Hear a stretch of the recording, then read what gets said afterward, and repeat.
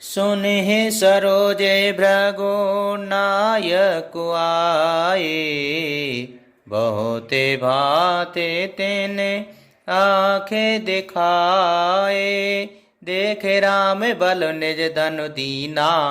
करे बहु बेने गवन वन कीना।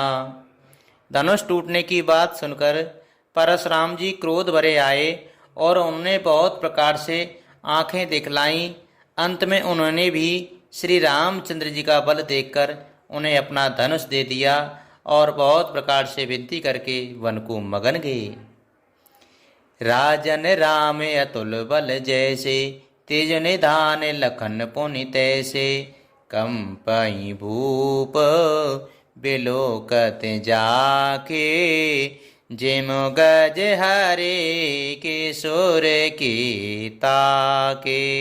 हे राजन, जैसे श्री रामचंद्र जी अतुलनीय बली हैं, वैसे ही तेज निधान फिर लक्ष्मण जी भी हैं, जिनके देखने मात्र से राजा लोग ऐसे कांप उठते थे जैसे हाथी सिंह के बच्चे के ताकने से कांप उठते हैं। देव देख तब बालक दो। अब न आखि तरे आवत को। दूते बचन रचे ना प्रिय लागी। प्रेम प्रताप वीर रस पागी। हे देव, आपके दोनों बालकों को देखने के बाद अब आँखों के नीचे कोई आता ही नहीं, हमारी दृष्टि पर कोई चढ़ता ही नहीं। प्रेम प्रताप और वीर रस में पगी हुई दूतों की वचन रचना सबको बहुत प्रिय लगी। सभा समेत राउ अनुरागे। दूतन देन निछावर लागे। कहे हे अनीति ते मुदहि काना। धर्म विचारे सब ही सुख माना। सभा सहित राजा प्रेम में मग्न हो गए और दूतों को निछावर देने लगे। उन्हें निछावर देते देख कर यह नीति विरुद्ध है ऐसा कहकर दूत अपने हाथों में और अपने ही हाथों से कान मूंदने लगे। धर्म को विचार कर उनका धर्मयुक्त बर्ताव देखकर सभी ने सुख माना। तब उठे भूप वशिष्ठ कहूँ दीन पत्रिका जाय। कथा सुनाही गुरहि सब सादर दूत बुलाए। सियापति रामचंद्र जी की जय। पवन सुत हनुमान जी की जय। तब राजा ने उठकर वशिष्ठ जी के पास जाकर उन्हें पत्रिका दी और आदर पूर्वक दूतों को बुलाकर सारी कथा गुरु जी को सुना दी।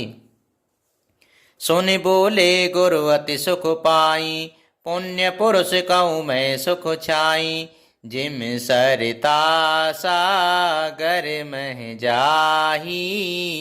जद पिता है कामना नाही। सब समाचार सुनकर और अत्यंत सुख पाकर गुरु बोले, पुण्यात्मा पुरुष के लिए पृथ्वी सुखों से छाई हुई है। जैसे नदियां समुद्र में जाती हैं, यद्यपि समुद्र को नदी की कामना नहीं होती। तेमें सुख संपत्ति बिनहि बुलाए। धर्मशील पै जाहि सुभाए। तुम गुरु विप्र देन सुर सेवी। तसे पुनीत कौशल्या देवी। वैसे ही सुख और संपत्ति बिना ही बुलाए स्वाभाविक ही धर्मात्मा पुरुष के पास जाती है। तुम जैसे गुरु ब्राह्मण गाय और देवता की सेवा करने वाले हो, वैसा ही पवित्र कौशल्या देवी भी है। सुकृति तुम समान जग माही। भय न है को हो नेउ नाही। तुम ते अधिक पुण्य बड़ काके। राजन राम सरिस सुत जाके। तुम्हारे समान पुण्यात्मा जगत में न कोई हुआ, न है और न होने का ही है। हे राजन, तुमसे अधिक पुण्य और किसका होगा, जिसके राम सरी के पुत्र हैं। वीर विनीत धर्म व्रत धारी। गुण सागर बर बालक चारी। तुम्हें कहूँ सर्व काल कल्याणा। सजाहूँ बारात बजाए निशाना। और जिसके चारों बालक वीर, विनम्र, धर्म का व्रत धारण करने वाले और गुणों के सुंदर समुद्र हैं, तुम्हारे लिए सभी कालों में कल्याण है। अतएव डंका बजाकर बारात सजाओ। चलहूँ बेग सुने गुरु बचन, भले ही नाथ सिरुनाए। भूपति गवने भवन तब, दूतन वासुदेवाय। सियापति रामचंद्र जी की जय, पवन सुत हनुमान जी की जय। और जल्दी चलो। गुरु जी के ऐसे वचन सुनकर हे नाथ बहुत अच्छा कहकर और आप सिर नवाकर तथा दूतों को डेरा दिलवाकर राजा महल में गए। राजा सब निवास बुलाई, जनक पत्रिका बाँच सुनाई। सुन संदेश सकल हर्षानी, अपर कथा सबे भूपे बखानी।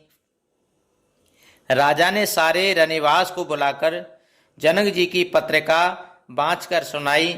समाचार सुनकर सब रानियां हर्ष से भरा गईं। राजा ने फिर दूसरी सब बातों का जो दूतों के मुख से सुनी थी वर्णन किया।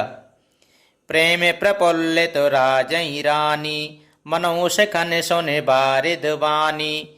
मुदित आशीष देह गोर नारी, अति आनंद मगन महतारी।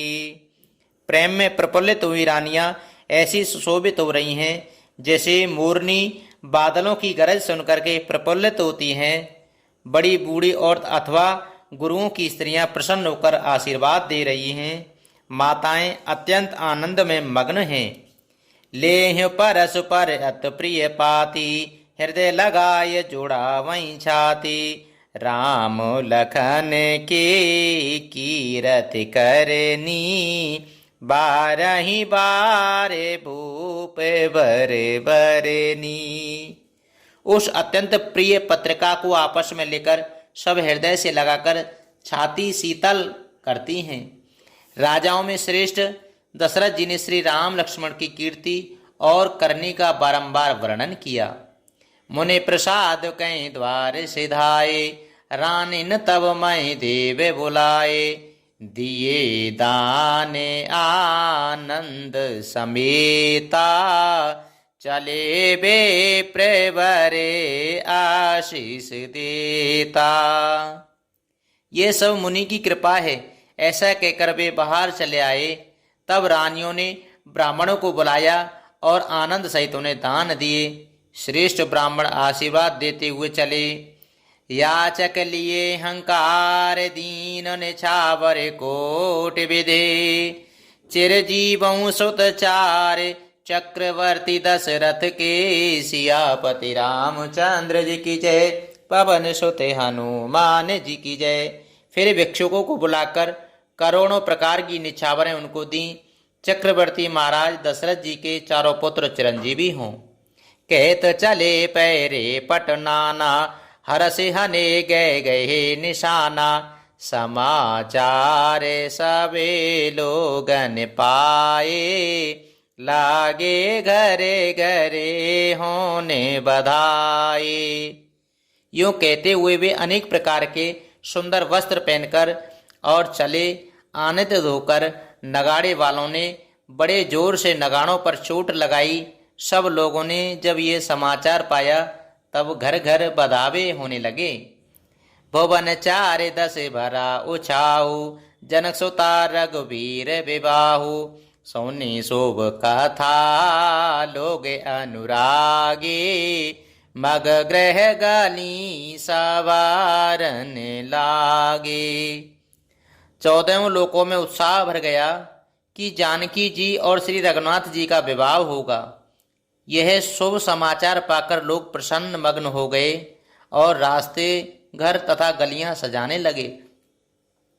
जदपि अवध सदैव सुहावन, रामपुरी मंगल में पावन। तदपि प्रीत की प्रीत सुहाही, मंगल रचना रची बनाई। यद्यपि अयोध्या सदा सुहावनी है, क्योंकि वह श्री राम जी की मंगलमयी पवित्र पुरी है, तथापि प्रीति पर प्रीत होने से वह सुंदर मंगल रचना से सजाई गई। ध्वज पताके पट चामर चारु, छावा परम विचित्र बजारू। कनके कलशे तोरण मणिजाला, हरदि दूबे ददि अक्षत माला। ध्वजा, पताका, पर्दे और सुंदर चबरों से सारा बाजार बहुत ही अनूठा छाया हुआ है। सोने के कलश, तोरण, मणियों की झालरें, हल्दी, दूब, दही, अक्षत और मालाओं से मंगल में निज निज भवन लोगन रची बनाए। बीती सींची चतुर सम चौके चारु पुराय। सियापति रामचंद्र जी की जय, पवन सुत हनुमान जी की जय। लोगों ने अपने अपने घरों को सजाकर मंगल में बना लिया, गलियों को चतुर समय से सींचा और द्वारों पर सुंदर चौक पुराए। चंदन, केसर, कस्तूरी और कपूर से बने हुए एक सुगंधित द्रव्य को चतुर्सम कहते हैं। मंगल भवन मंगल हारी, द्रबहु दशरथ अजिर बिहारी। दीन दयाल बिरज सम भारी, हरिहु नाथ मम संकट भारी।